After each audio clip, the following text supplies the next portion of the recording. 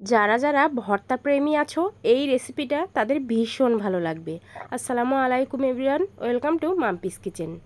কিছুটা সেঞ্চে শাক আমি তুলে নিয়েছি, একদম টাটকা টাটকা।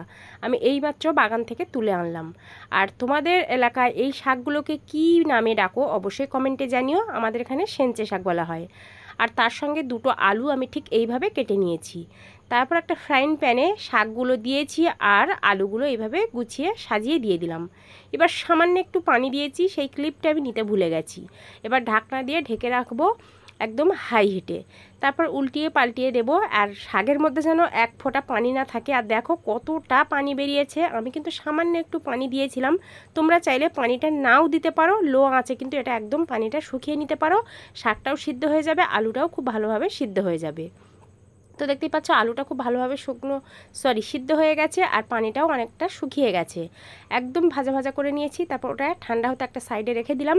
তারপর আরও একটা ফ্রাইং প্যানে নিয়ে নিলাম এখানে শুকনো ঝাল। বেশ ঝালটাও লাল লাল করে ভেজে তুলে নিয়েছি। তারপর আরেকটু তেল দিয়ে পেঁয়াজটা ভেজে নেব। বেশ একটা বড় সাইজের পেঁয়াজ আমি এখানে দিয়েছি। পেঁয়াজটা একটু ভালো করে আমি ভেজে নিচ্ছি।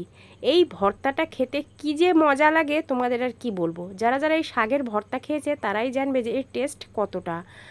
তো একটা পাত্রে আমি নিয়ে নিলাম শাকটা বেশ ভালোভাবে ঠান্ডা হয়ে গেছে। আর নিয়েছি পেঁয়াজ ভাজা শুকনো ঝাল, আর দিয়ে দিলাম স্বাদ মতো নুন। এবার ঝালের এই যে বোটাগুলো আছে এগুলো ছাড়িয়ে নিয়ে আমি নুনের মধ্যে ভালো করে মিশিয়ে নেব। আর এখানে ছোট্ট একটা টিপস, অনেকে আছে ঝালটা এইভাবে মিহি করতে পারে না, তো নুনের মধ্যে কিন্তু ঝালটা একটু ডলে নিলেই ভালো মিহি হয়ে যায়।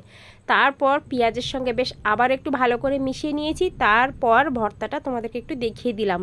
এইভাবেও কিন্তু গরম ভাত খেলে ভীষণ ভালো লাগবে। যখন এডিট করছিলাম বা ভয়েস করছিলাম তখনই কিন্তু আমার ভীষণ লোভ লাগছিল। তো তারপর শাক আর আলুটাও বেশ ভালো করে আমি একদম চটকিয়ে নিয়েছি। তারপর আবার পেঁয়াজ আর ওই ঝালের সঙ্গে ভালো করে একটু মিশিয়ে নিয়ে আবার একটু সরিষার তেল দিয়ে ভালো করে আমি মিশিয়ে নিলাম। তারপর দেখো, জাস্ট তোমরা দেখো, দেখেই কিন্তু লোভ লাগবে। ঝটপট ভর্তা প্রেমীরা হাত তোলো, খাবে কিনাও ঝটপট বলে ফেলো। তো রেডি হয়ে গেছে আমার ভর্তা, এইবার পরিবেশনের পালা। আমি কিন্তু গরম গরম ভাতে দুপুরে খেয়েছিলাম, বেশ মজা করে খেয়েছিলাম। তো রেসিপিটা কেমন লাগলো অবশ্যই কমেন্টে জানিও। ভালো লাগলে বেশি বেশি করে লাইক কমেন্ট শেয়ার করে দিও। আল্লাহ হাফেজ।